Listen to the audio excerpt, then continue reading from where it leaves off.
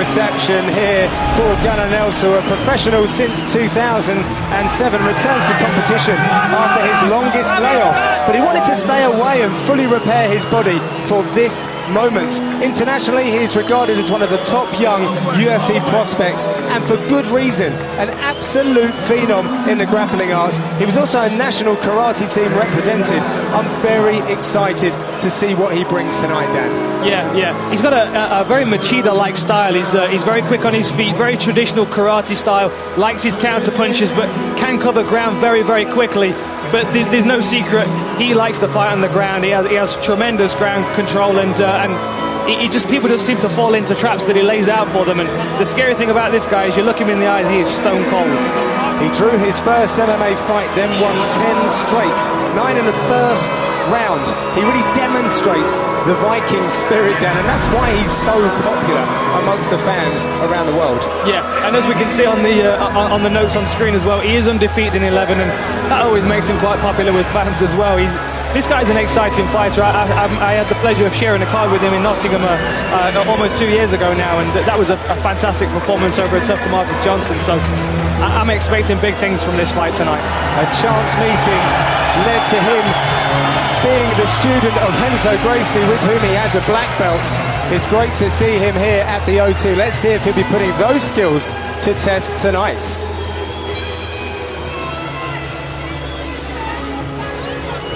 Our tale of the tape is brought to you by EA Sports UFC coming spring 2014, and it's Amari Akhmedov who is slightly older, an inch taller, and stretches to a 1-inch reach advantage. Now with the official announcements, here's Andy Friedlander. Ladies and gentlemen, welcome. This is the UFC, and we are back in London. Now for 3 rounds in the UFC welterweight division. Introducing first the fighter in the blue corner. This man has a mixed martial arts pedigree and a professional record of 13 wins and 1 loss. He stands 6 feet tall, weighed in at 170 pounds, fighting out of Makakala in Russia, Amari Lakek Akhmedov. Introducing next, the fighter in the red corner. This man is a grappling ace. A professional record of 11 wins, no losses, and 1 draw. He stands 5 feet 11 tall and weighed in at 170 pounds, fighting out of Reykjavik in Iceland, Gunnar Nelson. Where the action begins, the referee in the octagon, Grant Waterman. Grant Waterman is the referee. The lovely Christie adding some glamour to proceedings. We are all set for 3 5-minute rounds in the welterweight division. Guys. You ready? You ready?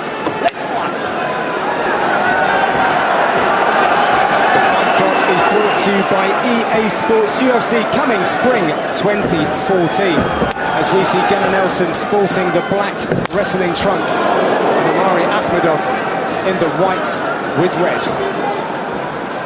I'm interested karate style to open things up there. I'm interested to see what Amari does with this, because I can't imagine he's faced this a great deal before. Must be a pretty difficult guy to come up against, someone who's so very well versed in the ground arts but brings such a definitive karate style as well. Yeah, and so unorthodox as well. Like, he's switching stance, which is a huge benefit in this sport if you can have a vary of attacks. But as we can see, Akhmedov has power in both hands. He is a much more aggressive fighter, if you like, and he's going to really jump on his opportunities. Yeah, I'm surprised how he's taking his time with his first minute of the first round. He's obviously got a lot of respect for Gunnar. Can be slightly wild, but with that unpredictable, that could play into the hands of Gunnar Nelson, however, who does like and tend to counter-strike. Gunnar's doing really well at using fakes to keep his opponent on his toes. He's making Akhmedov very nervous because he just doesn't know what's coming. And this can be quite exhausting, particularly if you swing and a miss like that. Straight transition to knee on belly, beautiful against the fence to mount. Wow. That was super quick, Dan, into that mount position. Although there we go, Akhmedov straight out of mount. Oh, and wow, I'm back in again. Wow.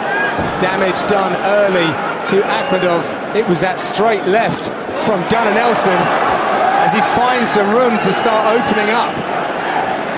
Yeah, we can see a mark on Akhmedov's face. It looked like that was from the straight right that Nelson threw.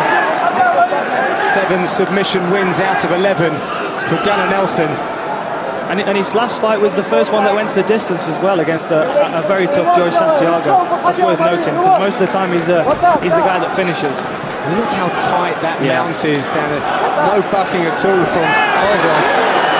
He's going to shift in. Yeah, make a good bull rider with a mount like that. Something to look to when he finishes his career as a martial artist, I guess. Huge elbows there from Nelson. Just in front of his corner, the SBG. Beautiful ground control, very heavy, slowing his opponent down, just chipping away. Those elbows are going to start adding up after a while. Really favouring those elbow attacks in this first round. And the danger is in this position for Akhmedov is if he creates a scramble, he could leave something open and Gunnar could jump on an arm or a neck. And we've seen him do it before. Well, Nelson's been out for a little while, but he is straight back into action. Blown out the cobwebs very early on. Yeah, no waiting around for this. Beautiful elbows, really short, really choppy. Very well measured as well. Yeah. He's very concise. He's the consummate technician, but he's very concise with everything he does. There's no wasted movement, and I think that's partly to his karate background. You know, they don't throw several combinations. There's that single strike that can put you on your back, like we saw from the left hand earlier. Even his posture seems strong down. It does. He just looks immovable right now. 90 seconds left in this opening round. A huge round. Omari's got to watch that arm that he's bringing across the centre line. Well, this is just the thing. I mean, he's obviously always looking for submission opportunities, but he's having some very good success with the elbows. Here we go. He's isolating that arm. Now, expect Gunnar to start chopping with some hammer fists and go for that arm. We may see that later on in the fight, because he looks like he's setting it up right now. Oh, wow. Beautiful elbow. 45 seconds left as Gunnar Nelson starts to pick up the pace a little bit. There were some huge elbows. That's money in the bank for the later rounds for Gunnar. I like the way he took wrist control and just turned the elbow over and found a home just under the eye of Omari Akhmedov. Last 30 seconds. This is where he's dangerous. There's the guillotine attempt. That's very tight.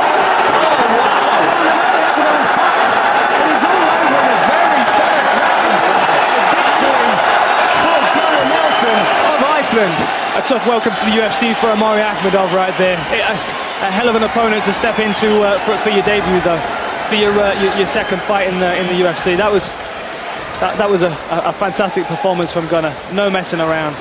Were there any moments in that display, Dan, that you can even cast some criticism on Gunnar Nelson? Well, there's not really much you can say about it, to be honest. He was very patient when the fight started. He was looking to set that straight left up, and and when he landed it cleanly, it did the job. Absolute faultless. But let's take a look at some of that handiwork. So there's this straight left coming. Pop! Right, oh, beautiful. That's what did the damage. Straight down to the ground, and pretty much the rest of the fight was done there. He kept top control. He wore him down and softened him up with some big shots. Big shots. I was expecting to see a second round out of this one, but that just shows you how quickly Gunnar can snag a neck. Very, very tight. Didn't even see the tap from her. There it is, around the leg. Beautiful. Fantastic submission. A fantastic submission and performance indeed from Gunnar Nelson. Now for the official announcements, let's send it back to the Octagon and Andy Friedlander. Ladies and gentlemen, we come to the official announcement of the decision. Referee Grant Waterman stopped the bout at a time of 4 minutes and 36 seconds of the first round. The winner by guillotine choke, Gunnar Nelson! Gunnar Nelson victorious here at the O2. He's now with Dan. I'm here with your winner, Gunnar Nelson. Tell me, you've had a lot of success in the British Isles, but this is a pretty big crowd, a pretty impressive win for you. How do you feel right now? Oh, it was lovely. I love to fight here in England. I love the crowd. Feels amazing. Excellent, excellent. That was a beautiful submission. I was expecting the second round, but you suffered him up with some ground and pound. Was that your game plan there? Well, like always, I don't really have a strict game plan. I just kind of take the fight where it goes and make the game plan as I go, you know. I think when they take a look at that straight right that put him on the canvas, beautifully timed there. Can you talk us through this? Yeah, I guess I was moving around a little bit, getting the feel of his range and his punches, and then I just saw an opening and I went for it. And here's the beautiful finish. Tighten up that guillotine there. Did you know you had it when it was sunk in? Yeah, I was confident. Yeah. Well, a fantastic performance, a beautiful submission in front of a British crowd right here in London. Thank you, Gunnar Nelson, everybody. And there is SBG teammate Conor McGregor. He will certainly be joining in those celebrations later tonight. Good to see him with us here in London. So our first main... Of course, he's been training with Conor McGregor. What do you make of that? Yeah, it was a great fight. He came out calm. He came out looking as if he knew what he was going to do. The thing I liked about him in this fight was his movement and his feints, you know. He set up his takedown. He set up his timing of when he was going to get this fight to the floor. We all know about his ground game. We all know he's got really, really good jiu-jitsu, but it was how he got it there what was very impressive. Okay, and Ben? Well, I think if that's Gunnar Nelson when he's rusty, if that's Gunnar Nelson after a year out of the octagon, that's a seriously impressive performance. And he just makes things look so simple. When he's on top of Akhmedov there, it's just everything is so simple, so executed. You know, the head position, the way he transitions so smoothly. It was a fantastic performance. It was, and you actually thought Omari Akhmedov would do it, you said to me. I thought Omari was going to come out fast, swinging, and catch him with a little bit of ring rust, you know. I was worried that he just wasn't in competitive mind frame. I've never seen Nelson that aggressive when he's on the ground. He's obviously always looking for a position to transition, but those elbows were nasty. It was great control on the floor, heavy hips, ground and pound was lovely. He wasn't overreaching anything, he didn't upset his base, and he set the submission up beautifully. Omari actually gave him it. He put his neck in that position, and Gunnar's probably done that a million times in the gym. Good stuff. Well, let's stay with us as we're going to have more analysis when we get back.